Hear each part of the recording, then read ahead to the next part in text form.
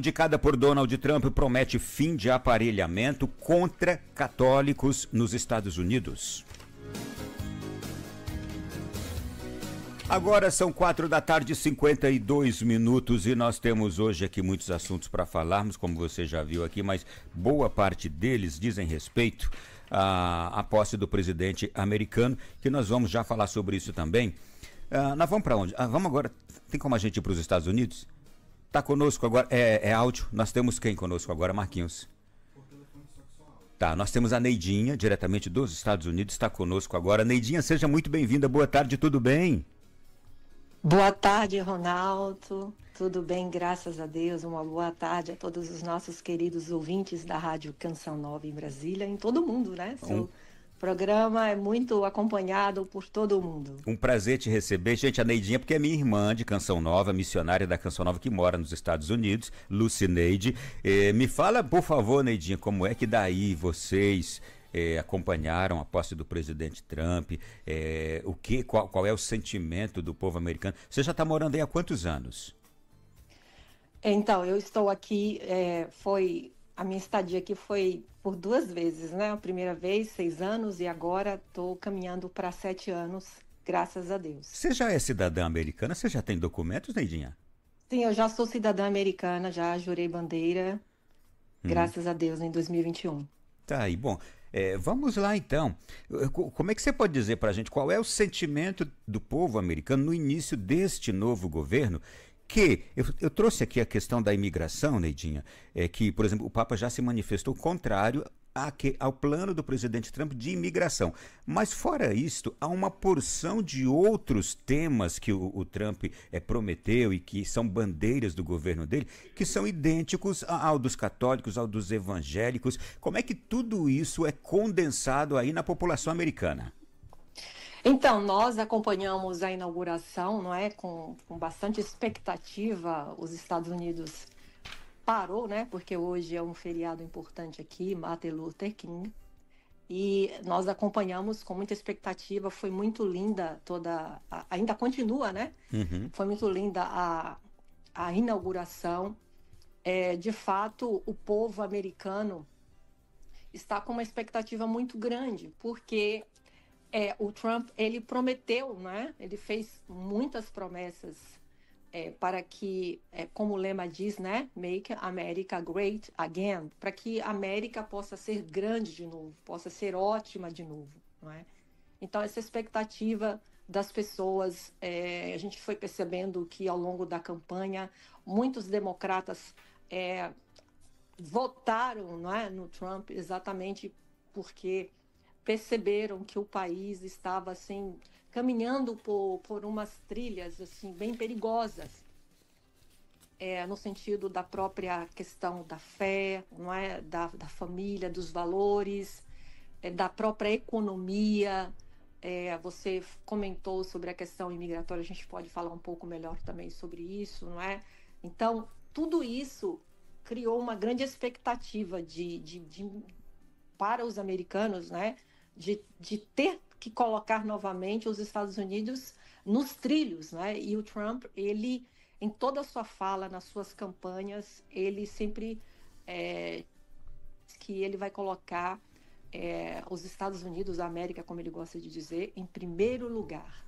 Custe o que custar, ele vai derramar o sangue dele todos os dias para que os Estados Unidos esteja em primeiro lugar, não é? Então, o top priority, como ele fala, né?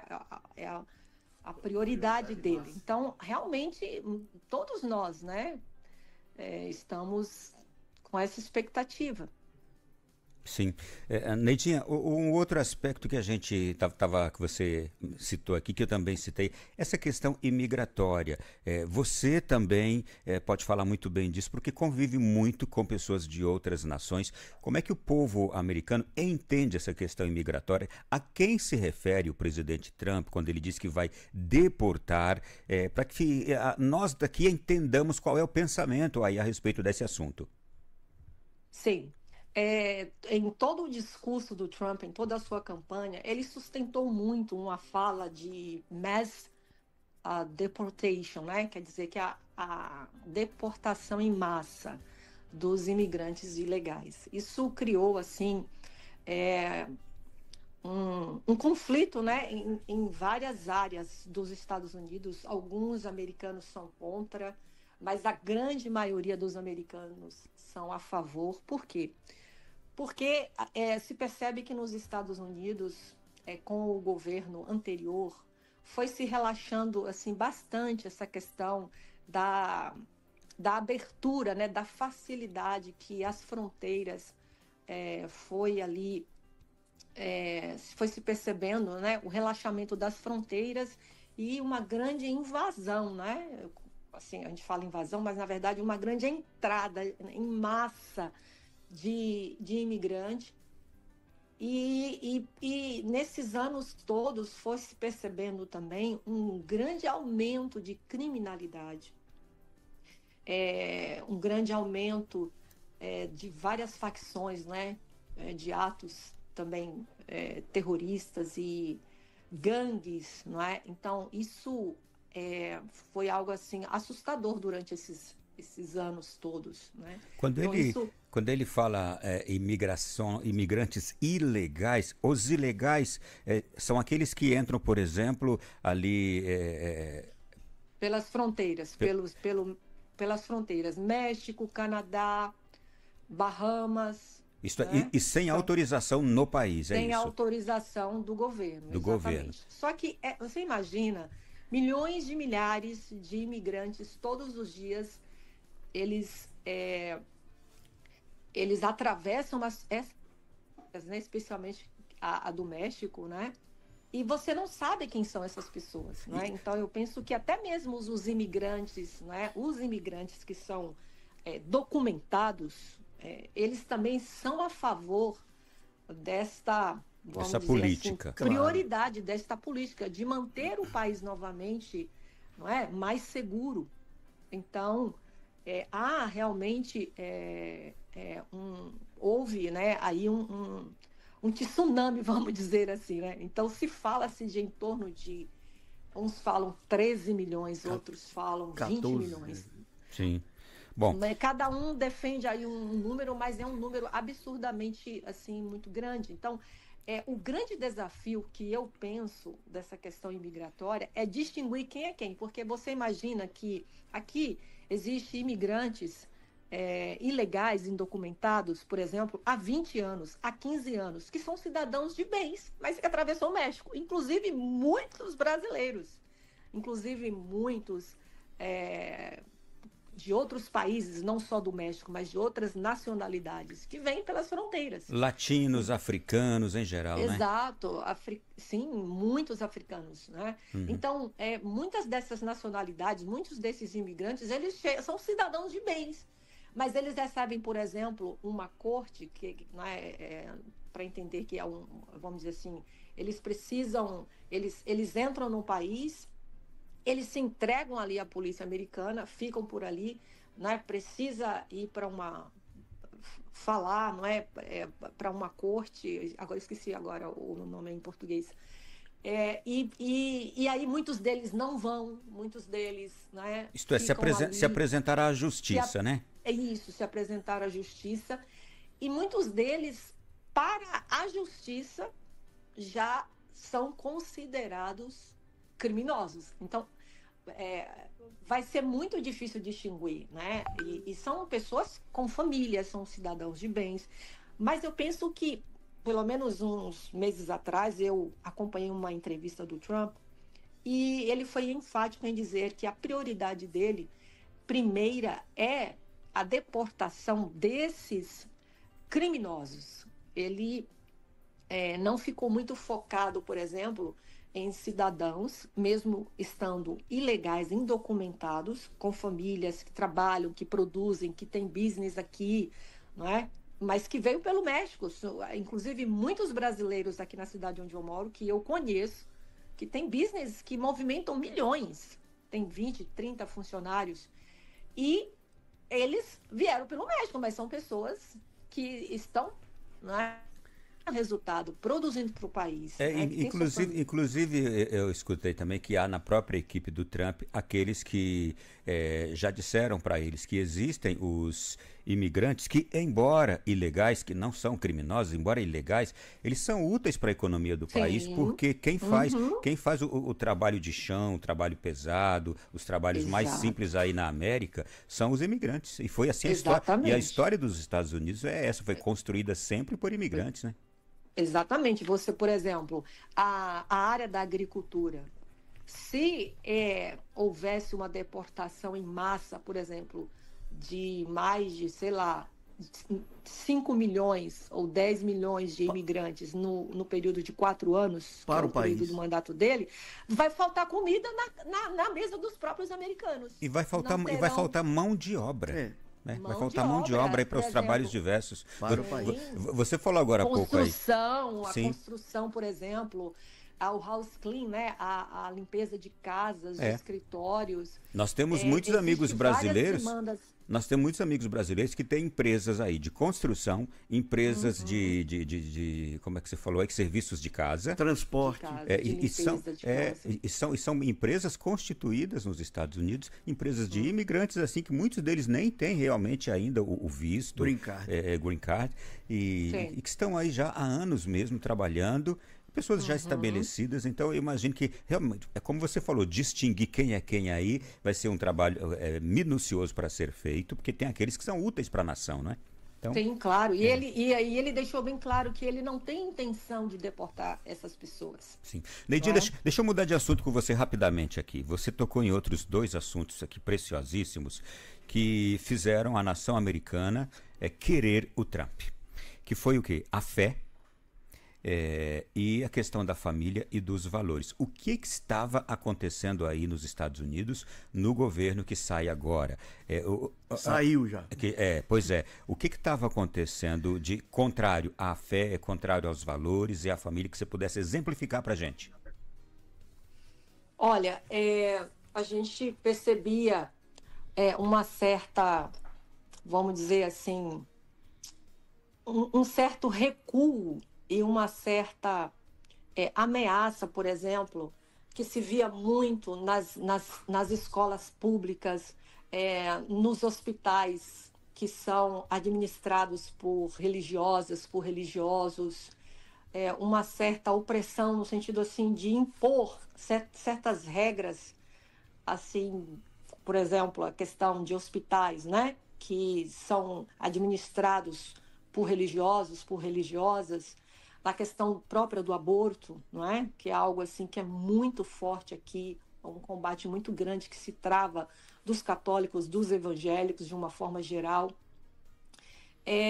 A gente percebia, né? Eu penso que é uma das grandes lutas aqui nos Estados Unidos, que se perdeu muito isso.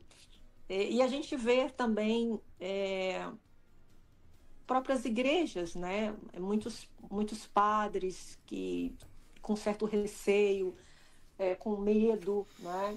Da questão dos discursos, das próprias homilias. Não se pode, né, falar certos assuntos. Isto é, o governo... discurso da ideologia do gênero, que realmente o Trump falou que vai pôr fim nisso. Então, assim, isso tudo vai também criando uma certa estrutura, né, de ameaça também para os valores cristãos familiares, para a nossa fé, né? Então, de fato, por isso que é engraçado que o cardeal Timothy Dolan, ele é o cardeal de Nova York. De Nova York, ele fez também um momento assim muito bonito de uma reflexão. Ele foi o primeiro, né, a discursar ali na parte religiosa. Ele falou, né, sobre devolver novamente essa liberdade de expressão para a igreja, e ele pedia essa sabedoria de Deus também para o Trump liderar, não é? Essas demandas todas que são complexas e que são delicadas. Então, vocês comentaram sobre o padre de Brooklyn, né, que fez a oração, também teve a participação também de um rabino, teve uma participação também de um pastor. Então, se via assim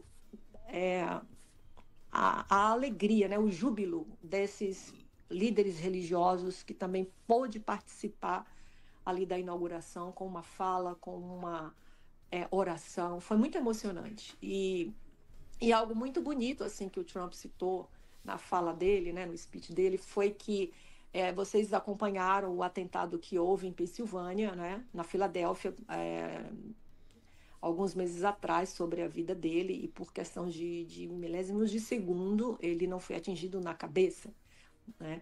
E ele falou que, na fala dele hoje, que a única razão que Deus o salvou, ele entendeu, foi para que ele tornasse a América grande novamente. Né? Então, isso, todos os jornais, né, o mundo, os Estados Unidos inteiro, a gente percebeu assim que foi muito assim forte assim essa expressão. Todo crédito a Deus. Deus em primeiro lugar, não é? Ele é um homem realmente assim de fé. Ele é um homem que a gente percebe que quer resgatar novamente, né, a essência da fé. Sim, e a gente conhece a história do povo americano. É um povo naturalmente religioso. Não é? Nasce sob o sinal da fé cristã, o dos protestantes que colonizaram os Estados Unidos. E o que vinha acontecendo, você mencionou agora há pouco, é que o governo passado, já podemos tratar assim, o governo do Biden, ele vinha com políticas que restringiam a liberdade de expressão, a liberdade religiosa, e isto vinha afetando drasticamente, por exemplo, a religião católica, inclusive com a prisão de freiras, de padres, de pessoas que rezavam simplesmente por estarem rezando em frente a clínicas de aborto, apenas um exemplo este. Mas havia uma política no governo do Biden, que era uma política de promoção da ideologia woke, isto é, uma ideologia que traz contravalores a uma sociedade cristã. Não é que vai extinguindo a fé e proibindo a prática da fé, que vai ensinando contravalores desde as escolas às crianças. Isso tudo foi muito agressivo para a população americana. E, por exemplo, o cinema americano já tinha cláusulas que os filmes só poderiam participar do Oscar se colocasse nos filmes pessoas gays, pessoas negras, pessoas trans, isto é, a ideologia woke. E hoje, no discurso do Trump, uma das primeiras coisas que ele já falou também ali foi quanto à política de raça e gênero. É interessante que ele disse, numa dessas abordagens, ele disse o seguinte: a partir de hoje, será a política oficial do governo dos Estados Unidos que somente temos 2 gêneros, masculino e feminino. Acabou. Ideologia woke, isto já é ali fechar as portas para a ideologia woke, a mesma ideologia, gente, que pregava que numa escola, se uma criança de 6 anos manifestasse um trejeito, o psicólogo da escola poderia dizer: essa criança vai fazer mudança de sexo. O pai e a mãe poderiam discordar, mas se a criança dissesse que queria, e o psicólogo atestando na escola, faria contra a vontade dos pais, mudava o sexo de uma criança, cirurgia de mudança de sexo em criança. Isso é satânico. A outra coisa que assustou muito o povo americano foi também a radicalidade na proposta de aborto. Até a hora de nascer é uma proposta que inclusive está em vigor, imagino que o Trump deve trabalhar nisto, de que a mulher possa fazer aborto até na hora de nascer, sem nenhuma comprovação de se foi violência, se não foi. Até a hora de nascer. Você imagina, a criança está pronta para nascer, mata no ventre e tira. Você imagina o que é isso? Mesmo. Então, são coisas terríveis que o governo Biden vinha promovendo, e quem falasse contra, as big techs das tecnologias estavam com o governo Biden porque eram obrigadas a estar. É por isso que agora o dono do Facebook, o dono da Meta, se voltou a favor do Trump, porque disse: nós éramos obrigados a seguir a ideologia woke. Estávamos sendo obrigados pelo governo a seguir tal ideologia.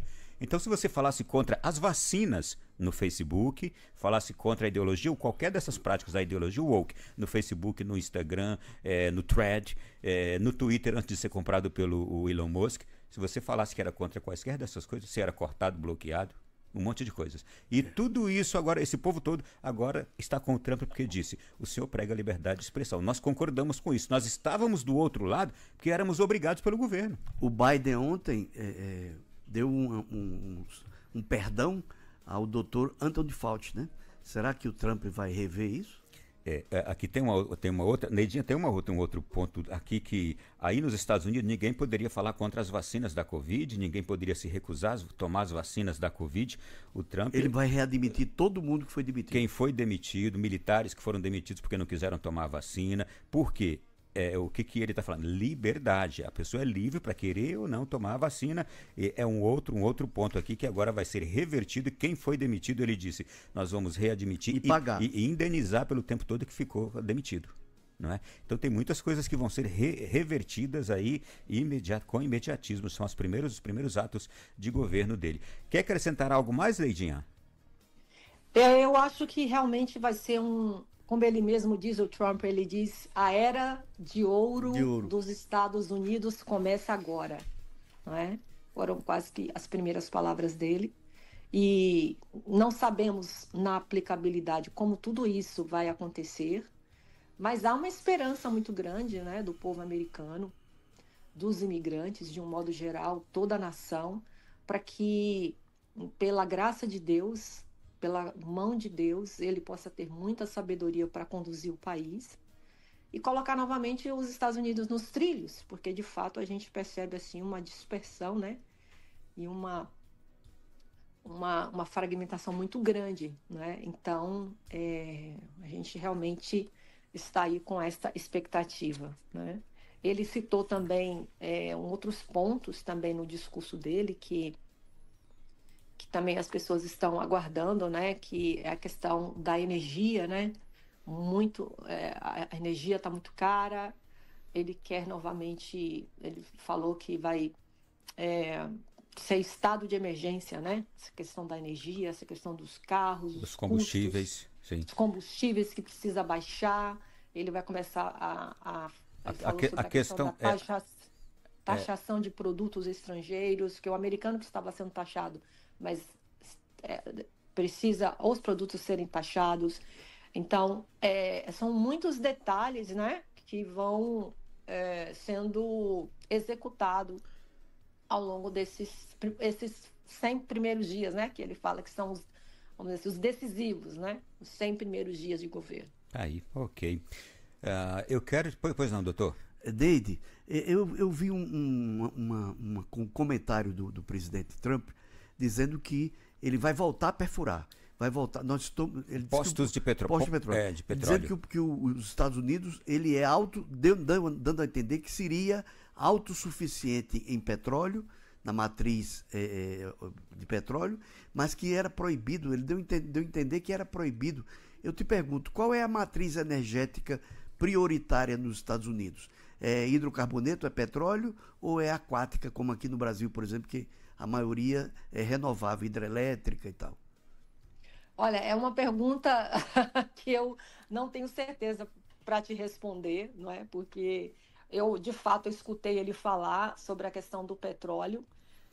Há muito petróleo aqui nos Estados Unidos, mas que não é explorado, não é? Pois é. Então, ele falou por causa da do... política ambiental. A política ambiental que os Estados Unidos vem seguindo estava evitando perfurar poços de petróleo com uma outra agenda, que a agenda era investir em outro tipo de energia e não esta, que segundo os ambientalistas, ela gera resíduos aí para a camada de ozônio, para essas coisas.